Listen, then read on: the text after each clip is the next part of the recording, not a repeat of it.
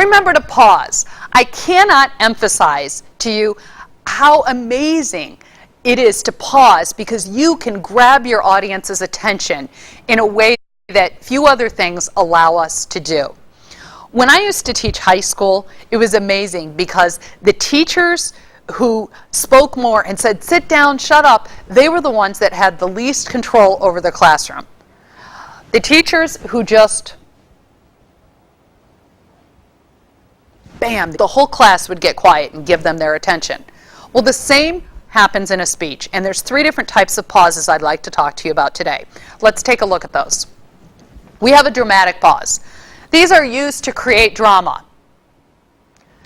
So, our next contestant is, we pause to create drama. I asked you to use this dramatic pause when you set the stage.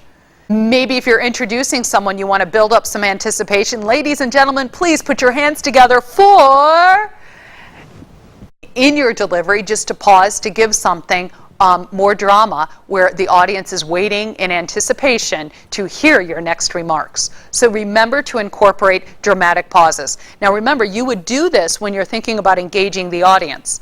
Put those pause marks, plan those, otherwise you'll forget to do them live in the moment with all of the nerves and anxiety that you may face being in front of an audience. Second type of pause is a transitional pause. And this is when you're going to move from one point to another. You want to take a moment to catch your own breath, like just regroup. And you also want the audience to be able to transfer, okay, I'm finished with that idea, and now I'm moving to the next idea. Remember this one thing about audiences. When you write a speech, you go through it so many times. You write it, you research it, you go through and practice it. So you go through all of it. But when an audience hears it, they only get to hear it once.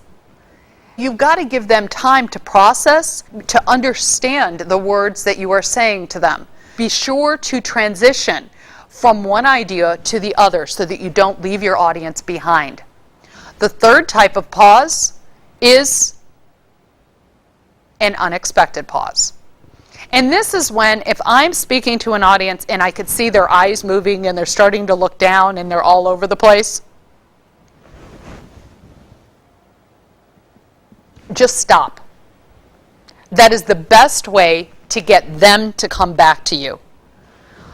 Sometimes you can have fun with that, and you can just do an unexpected pause where maybe you are fishing for a word, and they'll give you a word and it gets the audience to interact with you. You can play with the unexpected pause, but you can just remember you have that. If you're struggling with your own words to remember what it is that you're trying to say, or if you feel like the audience is just, they've lost a bit of focus and a little bit of attention, your best thing to do is just stop, regroup before you proceed, and that's a great way to secure their attention.